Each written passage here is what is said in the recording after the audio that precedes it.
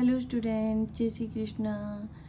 तो community health nursing में आज का अपना टॉपिक है कि स्वास्थ्य सेवाओं की प्रशासनिक व्यवस्था। और स्वास्थ्य सेवाओं की प्रशासनिक व्यवस्था मतलब कि health administration at three different level. तो इसके दो लेवल अपन पढ़ चुके हैं, central level and state level. आज अपन डिस्ट्रिक्ट लेवल पर हेल्थ एडमिनिस्ट्रेशन यानी स्वास्थ्य प्रशासन कैसे होता है, या फिर ये से कह सकते हैं कि स्वास्थ्य सेवाओं के क्या अरेंजमेंट होता है, वो आज अपन देखेंगे डिस्ट्रिक्ट लेवल पर। और जैसा कि स्टेट लेवल, सेंट्रल लेवल पर और स्टेट लेवल पर हमने देखा है कि जो मिनिस्टर्स होते हैं, जो हेल्थ सेक्रेटरीट होते हैं, डीजीएचएस होते हैं, ये सभी हेल्थ एडमिनिस्ट्रेटिव सर्विसेज को के लिए रेस्पॉन्सिबल होते हैं। लेकिन सेंटर और स्टेट लेवल पर इन सभी सर्विसेज के का असेसमेंट होता है, उनके डाटा कलेक्ट होते हैं, उनके लिए वेरियस प्लानिंग होती हैं उनके लिए। और असेसमेंट और डाटा कलेक्शंस के थ्रू जो प्रॉब्लम्स, नेशनल प्रॉब्लम्स आइडेंटिफाई होती हैं, या कोई करंटली कोई पेंडेमिक प्रॉब्लम्स आइडेंटिफाई होती हैं, तो उससे रिलेटेड वो पॉलिसीज़ बनाते हैं, प्रोग्राम्स बनाते हैं। उनमें ट्रीटमेंट मॉडलिटीज़ यानी कि जो उपचार पद्धतियां हैं वो डिसाइड होती हैं, ड्रग स्टैंडर्ड डिसाइड होते हैं। वो सारे जो अपर लेवल पर जो स्टैंडर्ड या पैमाने या मापदंड कह सकते हैं, वो डिसाइड करने होते हैं, वो उस लेवल पे होते हैं। अब जो डिस्ट्रिक्ट लेवल पर जो हम हेल्थ एडमिनिस्ट्रेशन देख रहे हैं, यही मेन फंक्शनल यूनिट होती है एडमिनिस्ट्रेटिव सर्विसेज की। और हेल्थ एडमिनिस्ट्रेटिव सर्विसेज में भी यही फंक्शनल यूनिट कहलाएगी। यानी कि जैसा कि हमने देखा था कि इंडिया राज्यों का स्टेट का ग्रुप ऑफ स्टेट कहलाता है, या भारत एक राज्यों का समूह है। यानी कि पर्टिकुलर कोई भारत या इंडिया कोई जगह नहीं है, यानी कि एक पर्टिकुलर ज्योग्राफिकल एरिया है, और उसमें जो वो ज्योग्राफिकल एरिया 28 स्टेट और 8 यूनियन टेरिटरीज से मिलके बना है, और जिसे हमने नाम दिया है भारत या इंडिया। और उसी तरह से उसको 28 स्टेट में डिवाइडेड किया है, और ये 28 स्टेट फिर वापस डिस्ट्रिक्ट में डिवाइडेड होते हैं। और ये जो डिस्ट्रिक्ट होती हैं, यही मेन फंक्शनल यूनिट होती हैं, या यही मेन इन सर्विसेज का इम्प्लीमेंटेशन स्टार्टअप होता है। तो बात करते हैं राजस्थान की। तो राजस्थान एक स्टेट है इंडिया का, और ये आप सभी को पता ही होगा कि it is the biggest state of India. तो और रिसेंटली विगत कुछ वर्षों में अपन ने देखा है कि राजस्थान के बहुत सारे स्टेट की नंबरिंग में चेंजेस हुए हैं। यानी कि पहले 33 जो जो डिस्ट्रिक्ट थी, उनके नंबर एक्सपांड किए गए हैं। यानी कि इन 33 डिस्ट्रिक्ट में चेंजेस करके, यानी कि कुछ जिलों को 2 जिलों में डिवाइडेड किया गया है। यानी कि इनके क्षेत्रफल एरिया के अकॉर्डिंग टोटल अब राजस्थान में 41 डिस्ट्रिक्ट हैं। और इन डिस्ट्रिक्ट का बनने का कुछ फ़ायदा भी ये रहता है कि जैसे कि कोई दूर गांव में कोई प्रशासनिक काम है जो जिला कलेक्टर ऑफिस में ही हो सकता है, तो लोगों को बहुत ज़्यादा दूरी तय करके नहीं जाना पड़े, और उनकी ईजी टू अप्रोच में ये सब सर्विसेज हो। तो इन्हीं चीज़ों को ध्यान में रखते हुए जिलों का नंबर्स में बढ़ोतरी की गई। और क्षेत्रफल के हिसाब से वैसे भी राजस्थान बड़ा स्टेट है, तो 41 डिस्ट्रिक्ट किए गए। तो अब राजस्थान में जितने भी 41 डिस्ट्रिक्ट हैं, तो वहाँ से अपन शुरुआत करते हैं। तो डिस्ट्रिक्ट लेवल पर अब हेल्थ एडमिनिस्ट्रेशन कैसे होता है। तो डिस्ट्रिक्ट लेवल पर जो भी ज़िला है, जैसे कि कोई भी ज़िला है, भीलवाड़ा ज़िला है, उदयपुर ज़िला है, सिरोही ज़िला है, बांसवाड़ा है, डूंगरपुर है, तो इन सभी डिस्ट्रिक्ट का जो हेड होता है, जो डिस्ट्रिक्ट लेवल पर जो हेल्थ एडमिनिस्ट्रेटिव सर्विसेज का हेड होता है, उसे हमने नाम दिया, उन्हें वो होते हैं CMHO, यानी कि चीफ मेडिकल हेड ऑफिसर। और इन चीफ मेडिकल हेड ऑफिसर को हम CMHO कहते हैं। और इनका काम होता है कि इस उन जिस डिस्ट्रिक्ट से वो बिलोंग कर रहे हैं, जिस डिस्ट्रिक्ट में वो चीफ मेडिकल हेड ऑफिसर हैं, वहाँ की हेल्थ केयर सर्विसेज को इफ़ेक्टिवली इम्प्लीमेंट करना, वहाँ पे हेल्थ केयर सर्विसेज को, वहाँ पे हेल्थ प्रोग्राम्स को, वहाँ की हेल्थ केयर सर्विसेज की प्लानिंग को इफ़ेक्टिवली इम्प्लीमेंट करना। अब ये सर्विसेज इफ़ेक्टिवली इम्प्लीमेंट कैसे होती हैं, तो हेल्थ एडमिनिस्ट्रेशन को में पढ़ते हुए अपन ये बात तो ज़रूर ध्यान में रख सकते हैं कि जो हमने स्टेट लेवल पर जो हेल्थ सर्विसेज पढ़ी थी, हेल्थ सर्विसेज ओवरऑल अब इम्प्लीमेंट हो रही हैं, तो सर्विसेज तो वही हैं, वही फैमिली एंड वेलफेयर सर्विसेज, वही reproductive and child health services, वही ट्यूबरकुलोसिस सर्विसेज, वही कम्युनिकेबल डिजीज़ सर्विसेज, वही मलेरिया सर्विसेज। तो इन सभी सर्विसेज को अलग अलग डिस्ट्रिक्ट लेवल पर इनको इफ़ेक्टिवली इम्प्लीमेंट करने के लिए इनके ऑफिसेस होते हैं पर्टिकुलर, जिनके पर्टिकुलर ऑफिसर होते हैं, और वो फिर उस पूरी डिस्ट्रिक्ट में उस पर्टिकुलर डिजीज़ से रिलेटेड सारे डाटा, सारे सर्वेज, सारी हेल्थ केयर सर्विसेज को इफ़ेक्टिवली इम्प्लीमेंट करने के लिए रेस्पॉन्सिबल होते हैं। तो अब CMHO के जो सपोर्टिव जो बॉडीज़ होती हैं, जिनके द्वारा CMHO इन हेल्थ सर्विसेज को इफ़ेक्टिवली अपनी डिस्ट्रिक्ट में इम्प्लीमेंट करते हैं, तो वो कौन कौन सी बॉडीज़ होती हैं?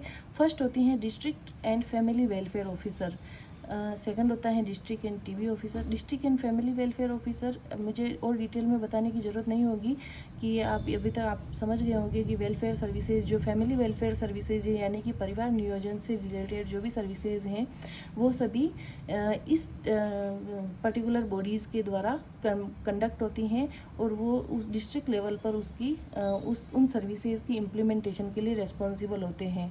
सेकंड है डिस्ट्रिक्ट TB ऑफिसर, जो डिस्ट्रिक्ट लेवल पर जो TB हॉस्पिटल्स होते हैं, उनके TB ऑफिसर्स होते हैं, वो उस पूरे डिस्ट्रिक्ट में कितने TB के एक्टिव केसेस हैं, कितने TB से TB के कितनी मोर्टेलिटी रेट हो रही है, कितनी TB की मॉर्बिडिटी रेट हो रही है, सभी जो हेल्थ केयर इंस्टीट्यूट हैं, यानी कि PSC है, CSC है, डिस्ट्रिक्ट हॉस्पिटल हैं, ब्लॉक हॉस्पिटल हैं, तो तहसील हॉस्पिटल हैं, तो वहाँ पे जो जितने भी पेशेंट हैं उनके लिए जो डॉट्स थेरेपी है, उसके लिए जो सभी मेडिसिन है वो अप्रोप्रिएट अवेलेबल है या नहीं है, तो वहाँ पे स्पुटम स्मीयर टेस्ट इफ़ेक्टिवली हो रहे हैं या नहीं हो रहे हैं, पेशेंट के एक्सरे, स्पुटम स्मीयर, उनके जो क्लिनिकल फीचर्स के अकॉर्डिंग जो भी डायग्नोस्टिक और थेराप्यूटिक सर्विसेज हैं, उसके लिए रेस्पॉन्सिबल होते हैं।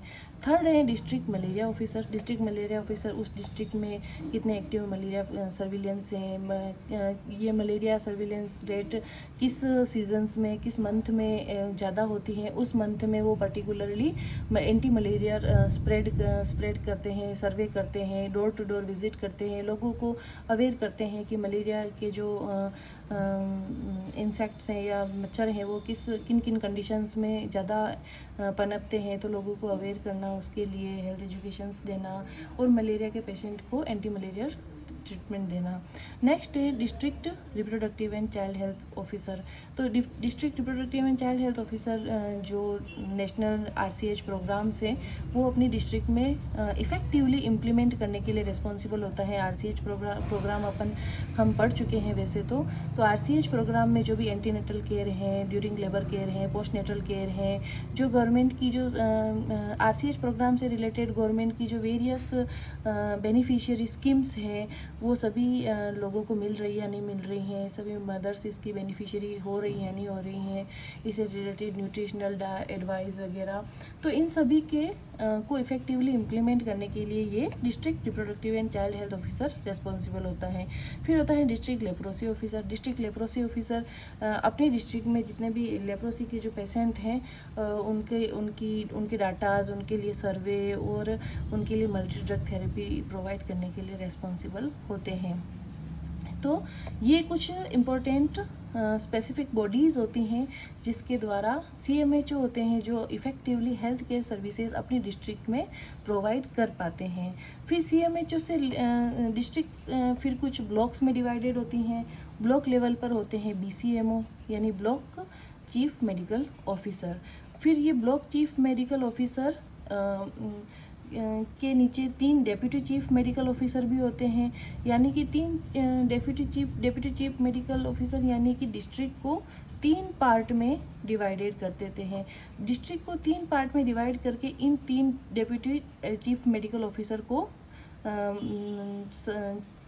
ये 3 deputy chief medical officer in 3 district के इन 3 पार्ट के लिए रेस्पॉन्सिबल होता है। ये वो जो भी इनको जो 3 पार्ट अलॉट कर रखे हैं, उस वहाँ पर वो effectively health care services implement करने के लिए रेस्पॉन्सिबल होते हैं, और ये फिर रिपोर्ट करते हैं चीफ मेडिकल ऑफिसर यानी कि CMO को। फिर CMHO इन सभी के द्वारा जो सर्विसेज प्रोवाइड हो रही हैं उनकी मॉनिटरिंग करते हैं, और फिर वहाँ पे जो भी मेडिकल, नर्सिंग, पैरामेडिकल स्टाफ हैं, उन ANM हैं, मल्टी हेल्थ वर्कर्स हैं, उन सभी को एप्रोप्रिएट गाइडेंस प्रोवाइड करते हैं, उनकी मॉनिटरिंग करते हैं। उन मॉनिटरिंग के दौरान उन्हें जो भी उचित गाइडेंस लगती है वो उन्हें सभी को गाइडेंस प्रोवाइड करते हैं। फिर ये CMHO होते हैं, वो टाइम पे CSC PSC सब सेंटर पर विज़िट करते हैं और उनकी मॉनिटरिंग करते हैं, उनके डाटाज़ के अकॉर्डिंग वो उनका असेसमेंट और इवाल्यूएशन करते हैं। फिर डिस्ट्रिक्ट हॉस्पिटल होता है। District hospital health care services को इम्प्लीमेंट करने का एक अपर लेवल पर एक बॉडीज़ होती हैं, हेल्थ केयर इंस्टीट्यूट होता है, और वहाँ का हेड होता है वहाँ के प्रिंसिपल यानी कि प्रिंसिपल ऑफ मेडिकल ऑफिसर। तो जो भी डिस्ट्रिक्ट हॉस्पिटल होते हैं वहाँ के जो प्रिंसिपल होते हैं वो वहाँ के हेड होते हैं। तो ये तो हो गई डिस्ट्रिक्ट लेवल पर प्रशासनिक व्यवस्थाएं कि कौन कौन सी बॉडीज़ होती हैं वो डिस्ट्रिक्ट लेवल पर एडमिनिस्ट्रेटिव सर्विसेज की रोल एंड रिस्पॉन्सिबिलिटीज़ प्ले करते हैं हेल्थ केयर सर्विसेज में। बाकी डिस्ट्रिक्ट लेवल पे तो हम सभी जानते हैं कि डिस्ट्रिक्ट एक ज़िले का जो मुखिया होता है वो कलेक्टर होता है, और वो अपने ज़िले की सभी तरह की प्रशासनिक व्यवस्थाओं के लिए रिस्पॉन्सिबल होते हैं। तो कहीं ना कहीं जो CMHO हैं वो भी पॉलिसीज़ मेकिंग में और इन सभी में डिस्ट्रिक्ट जो कलेक्टर होते हैं उनकी हेल्प के साथ ही ये सारी फंक्शंस को कंडक्ट करते हैं। अब अगर बात करें कि डिस्ट्रिक्ट लेवल पर हेल्थ केयर सर्विसेज क्या होती हैं, तो डिस्ट्रिक्ट लेवल पर हेल्थ केयर सर्विसेज वही हो जाएगी सारी कि family and welfare services, tuberculosis services, anti malaria services, जितनी भी अपन ने अभी तक जो सर्विसेज पढ़ी हैं, यानी कि कम्युनिकेबल डिजीज़ के लिए, नॉन कम्युनिकेबल डिजीज़ के लिए essential obstetric care, emergency care, surgical care, जितनी भी अपन अपने सराउंडेड जो हेल्थ केयर सर्विसेज देखते हैं वो सभी सर्विसेज आप अगर पर्टिकुलरली हेल्थ केयर सर्विसेज पूछे तो आप वहाँ पे वो लिख सकते हो। और अगर पर्टिकुलरली हेल्थ एडमिनिस्ट्रेशन ही पूछा जाए तो एडमिनिस्ट्रेशन ये होता है। अब अगर नेक्स्ट अपन वीडियो में देखेंगे कि जो डिस्ट्रिक्ट लेवल पर जो इलेक्टेड जो बॉडीज़ होती हैं, यानी कि जो जिनका चुनाव करके जो चयन होता है और वो भी डिस्ट्रिक्ट में एक हेड और मुखिया का रोल प्ले करते हैं, वो किस तरह से उनका क्या सिस्टम होता है, 3 टायर सिस्टम होता है, पंचायत, ग्राम पंचायत, ब्लॉक और डिस्ट्रिक्ट लेवल, जिला परिषद लेवल पे, तो वो अपन नेक्स्ट वीडियो में पढ़ेंगे। Thank you.